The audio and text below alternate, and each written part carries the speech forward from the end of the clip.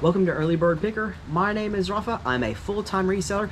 I am just now recently a full-time reseller. I've been reselling full-time for about a month and a half or so. Before that, I was reselling for about the last 4 or 5 years on a part-time basis. And I wanted to make this video today specifically for people that are brand new into reselling or just kind of newer in general.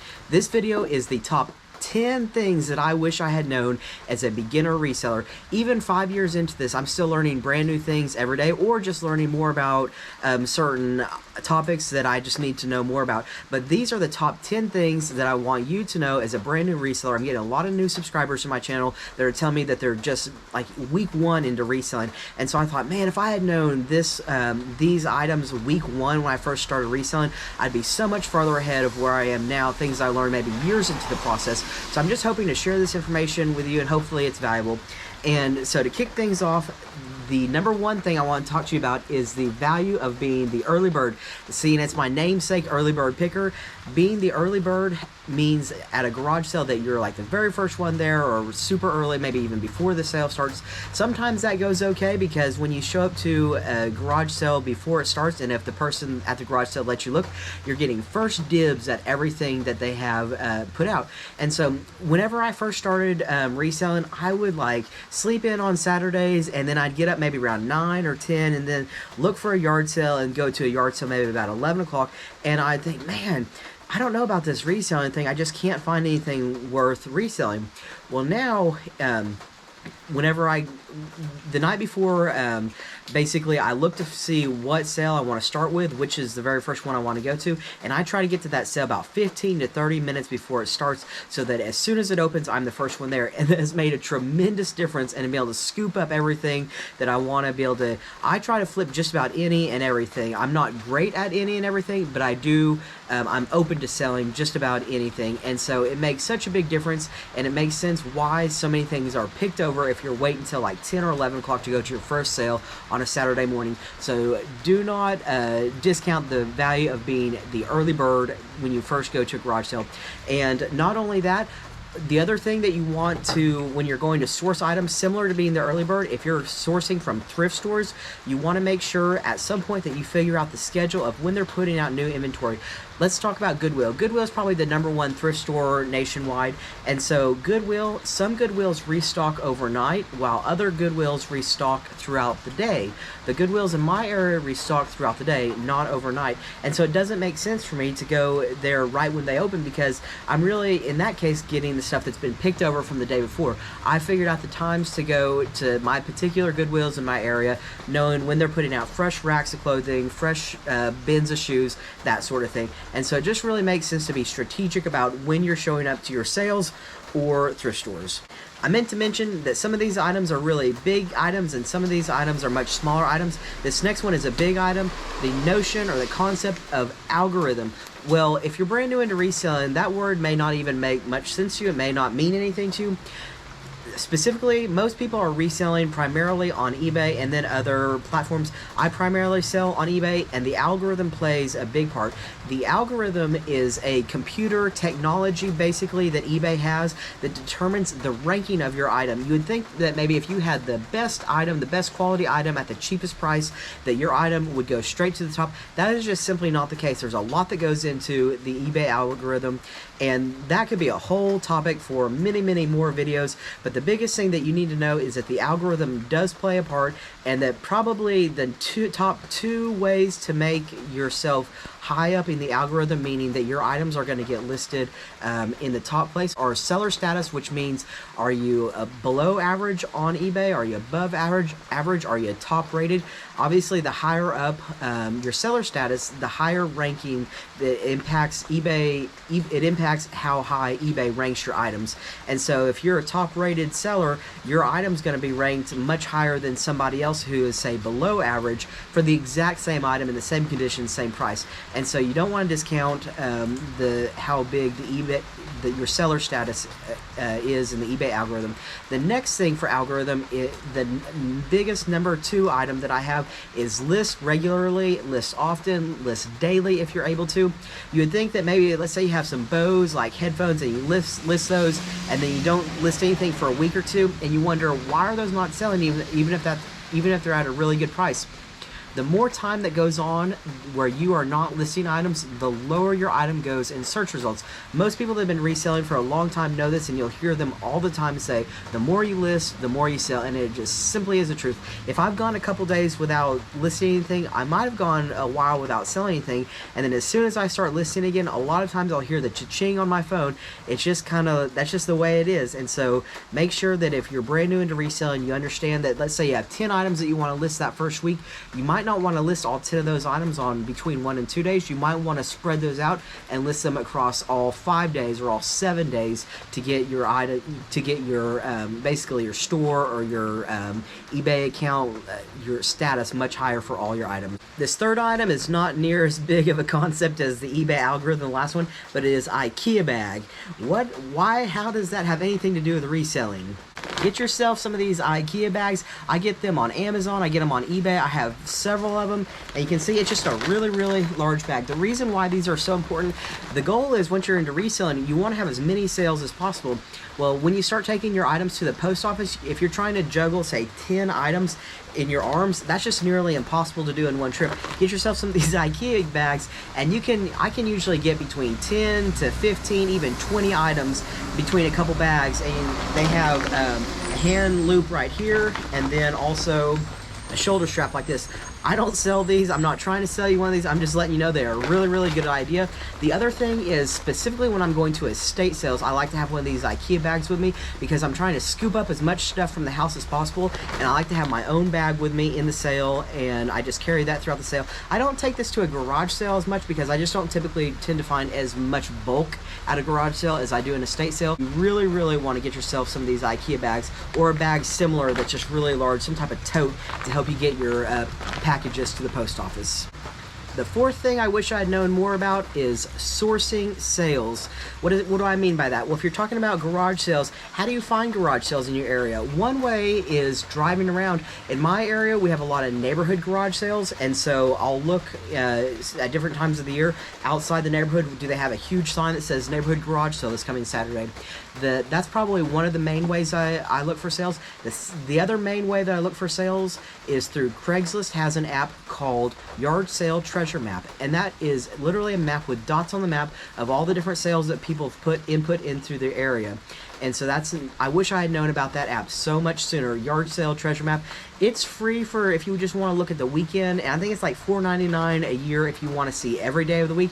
And to me, that's worth doing. I just found an estate sale that was at Tuesday start this week, and so I found that on Yard Sale Treasure Map, and so I knew that I wanted to go there, and I found a lot of stuff at that sale. And so you want to make sure that you're finding Yard Sale Treasure Map. Actually, newspaper. If you get yourself a newspaper, that is still a really good way to find maybe garage sales that no one else knows about, because it might be an elderly type person that doesn't have Facebook Marketplace or Craigslist to advertise their sale, and so they're advertising through the newspaper.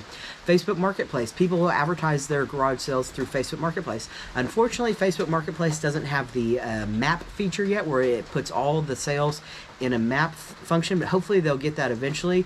But that would be another way that you could source sales. And then, of course, lastly, just driving by neighborhoods and seeing out, the yard sale signs just posted outside the neighborhood. Whenever I started, that was the primary way that I found garage sales, was just driving on Saturday mornings looking for, well, I like to call them singlets, just single garage sales. But you can be so much smarter about it and actually source garage sales the night before or even days before they happen to see which one you want to start out, which one you want to be the early bird at.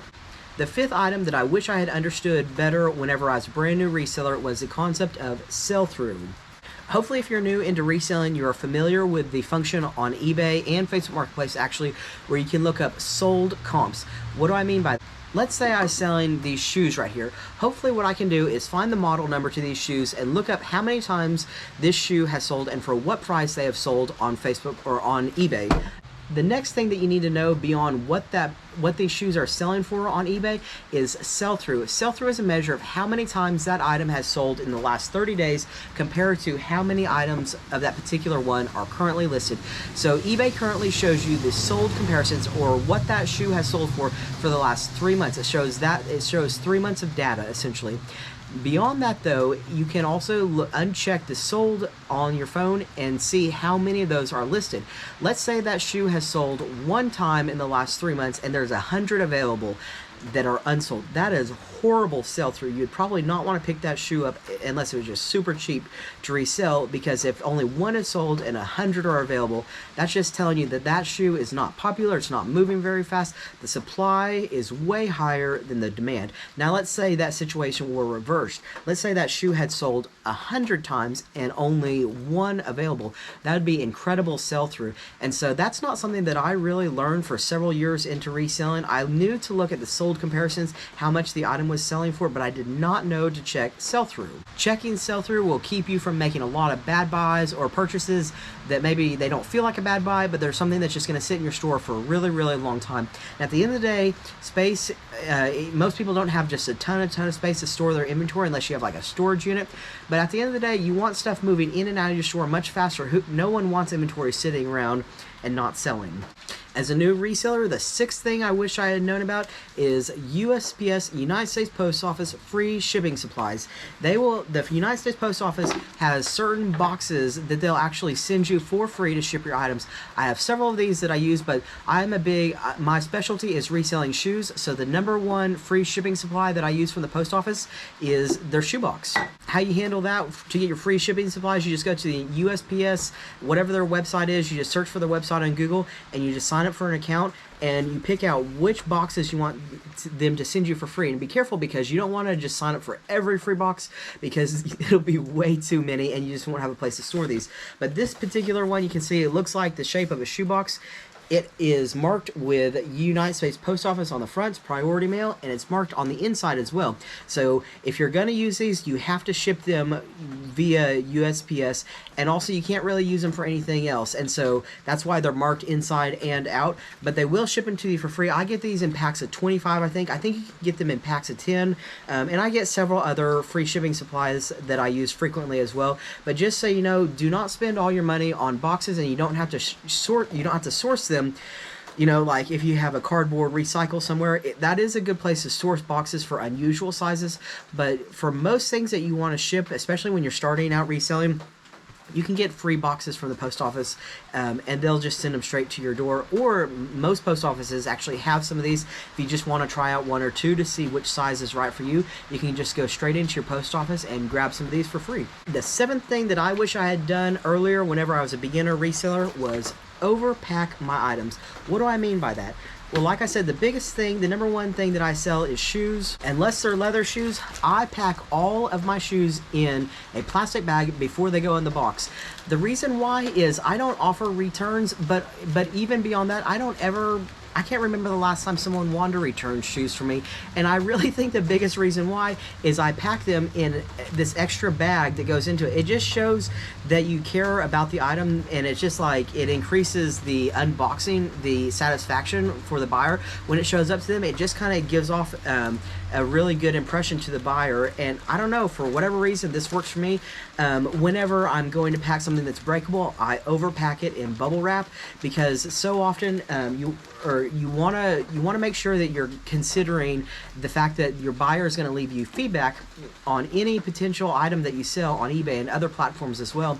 And so how your item is delivered really matters, because buyers most certainly will leave you feedback about how the item was packed. And over again on the feedback that I receive, first of all, fast shipping, I usually get my item to the post office sooner than my shipping and handling time is. But the other big thing is I overpack my item so that the item is protected when the buyer gets it, and that I get that really good buyer feedback saying the item was really well packed, because the next future buyer is going to see that review and they're going to feel confident about buying from you. The eighth thing that I wish I had known more about is cleaning tricks. That could be a whole video in itself, but here's a few things I want to show you. If you have Sharpie on an item, it is not impossible to get that Sharpie off. On many items, it's safe to use Goo Gone to get Sharpie off of an item. You can also use rubbing alcohol.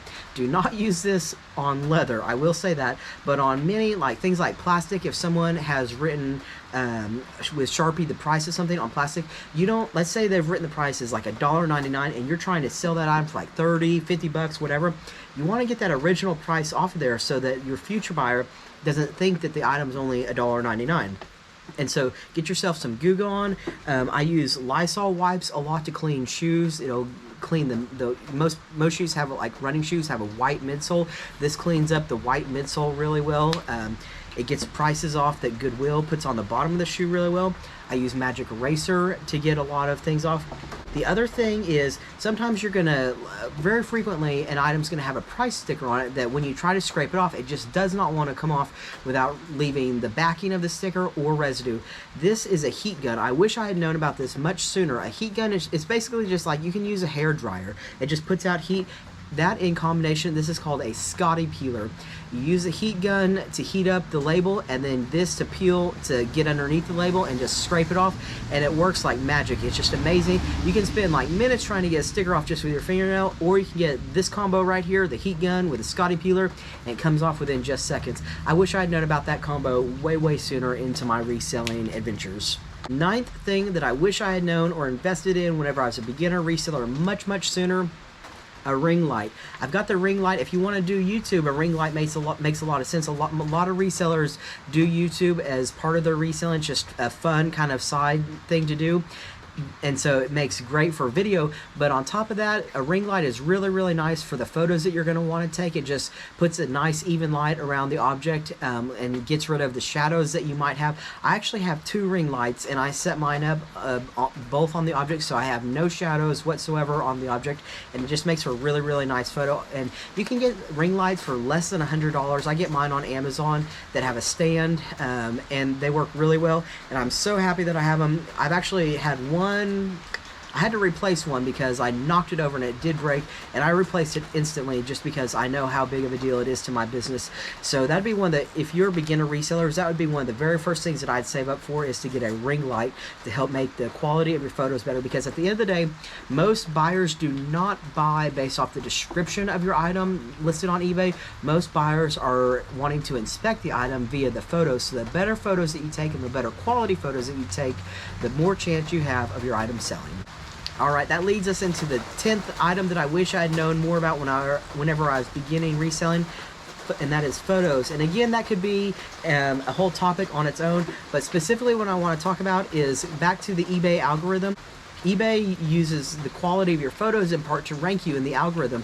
Now, one thing that you want to make sure, a couple of things, is you want to make sure that your photos are set on a 1-to-1 dimension. That means a square. You don't want to use the 4-to-3 dimension if you're on iPhone that your phone is like preset to. You want to take it on a square.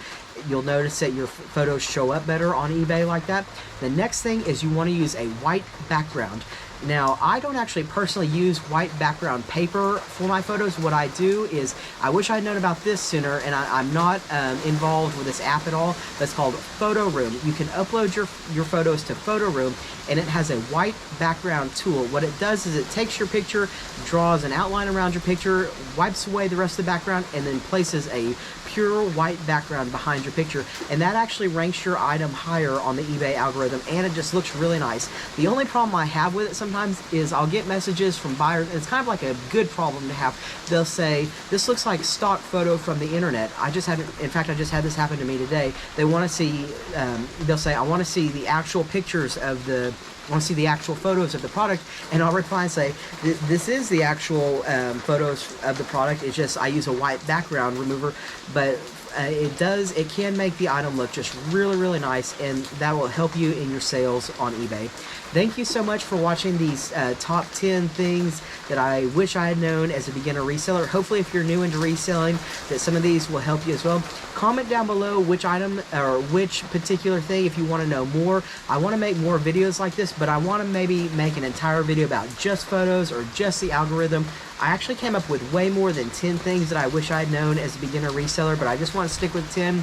So like I said, thank you so much for watching this video. My name is Rafa, Early Bird Picker, and I'll see all y'all on the next video.